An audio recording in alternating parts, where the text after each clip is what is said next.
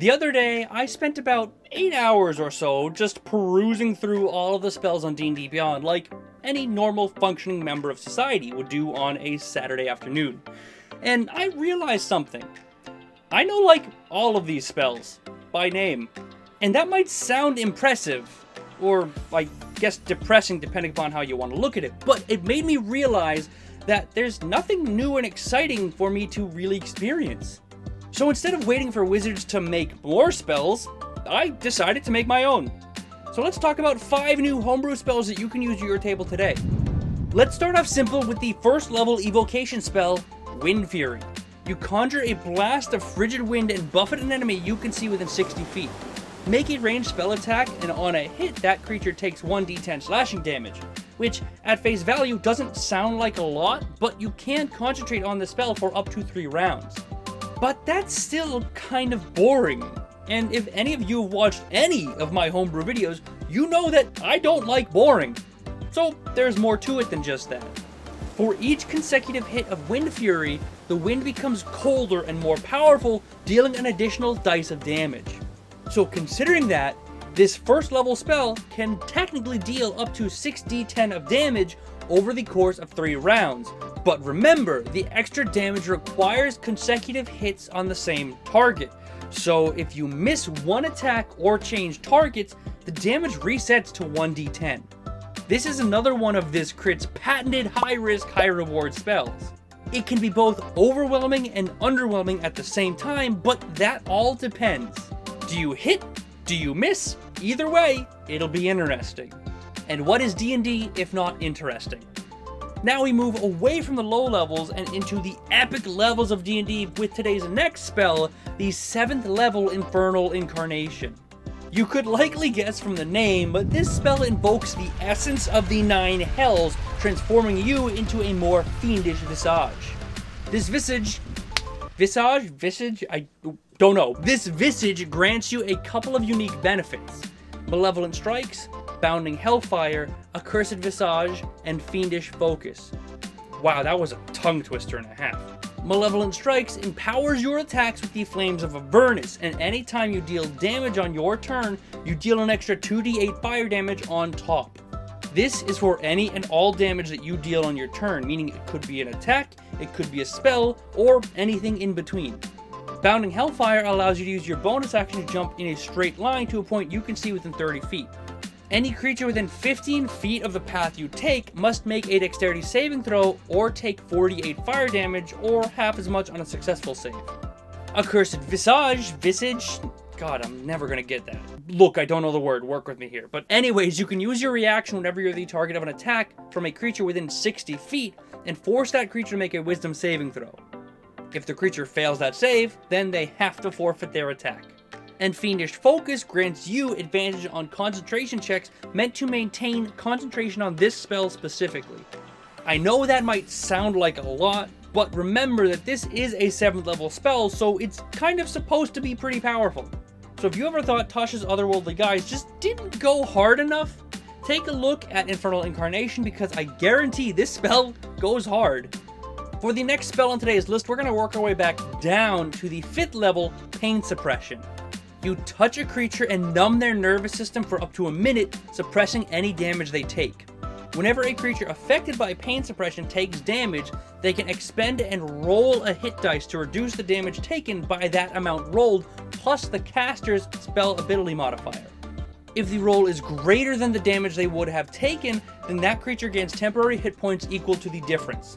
Now at first glance, this spell might not seem all that impressive, but trust me, it is. There are 2 main things that nearly all D&D connoisseurs can agree upon. Firstly, healing is inefficient, but preventing damage is efficient. And secondly, you should really subscribe to the This Crit's YouTube channel. Seriously guys, the polls don't lie. But yeah, back to preventing damage. Think about this. If you use this on a barbarian, which has a d12 hit die, they get to reduce any damage they take by an average of 7 each time they take damage. And that is not even adding the caster's modifier on top. Realistically, this would be reducing damage up to 10 to 12 damage on average, depending on the caster's modifier. But I already hear people's complaints about this spell. Since it requires concentration and burns a creature's hit dice, it can be very costly. And I agree with you. This spell is meant to be costly because it is so powerful. With how the spell is built, it isn't meant to be used against super powerful attacks like Disintegrate or Blight. The spell is much better suited for smaller attacks so that it has the opportunity to convert into those temporary hit points. So if you're sick and tired of your inefficient healing word, take a look at Pain Suppression because it is a really fun and unique way to mitigate some damage. Now before we move on to the fourth spell for today, I wanted to let you all know that these spells are all part of a module I'm writing called Crit's Compendium. It has over 100 spells, 6 subclasses, all alongside a bunch of items, creatures, feats, and more, all for 5th edition that you can use to your table today. Every spell in the module will be released in videos like this, but if you wanted to get access to them today, you can become a member or join as a patron down below. But don't worry if you can't, it is totally okay because all of them will be released slowly over time like this. Now, with that shameless plug out of the way, let's move into the fourth spell for today, the first level Static Conduit. You charge your weapon with static electricity generated by pure arcana.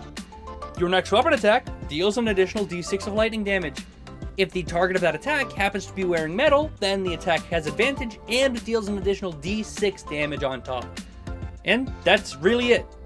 This spell is another first level spell that is obviously meant for the martial classes just due to how it functions. But since this is a bonus action spell, you can cast it and then use your action to make the attack, meaning you get the benefits in the same round. But aside from that, there really isn't too much more to it aside from the fact that you deal additional damage against a metal target. So if you want to shock your enemies with the amount of damage you can deal at level 1, take a look at Static Conduit. And now for the 5th and final spell for today's list, we have the very fun 2nd level spell, Flourish. You sprout a vibrant array of flowers within a 30-foot radius around your current position.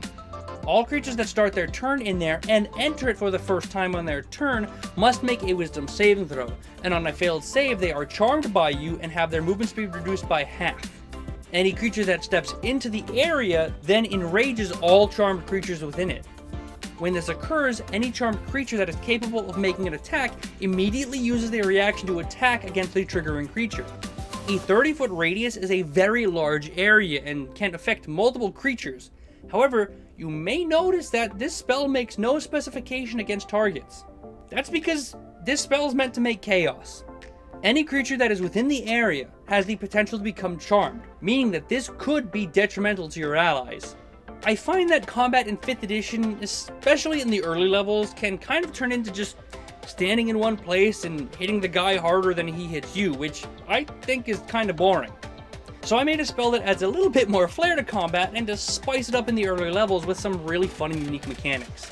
I'm not totally sold with this spell right now, I might adjust the level or even the radius, but for now, this is where it stands. If you want to see more homebrew spells like these, be sure to subscribe and check out the playlist in the corner or description below. And if you want to see all of my homebrew like this, you can become a member or patron down below, but again, it'll come out eventually. And finally, if you don't mind, I would love to hear your thoughts on these spells, so leave a comment below and let me know what you thought. I read every comment, almost always reply, and who knows, I might even feature your comment in the next video. Thank you very much for watching, I hope you enjoyed, and I'll see you on Friday.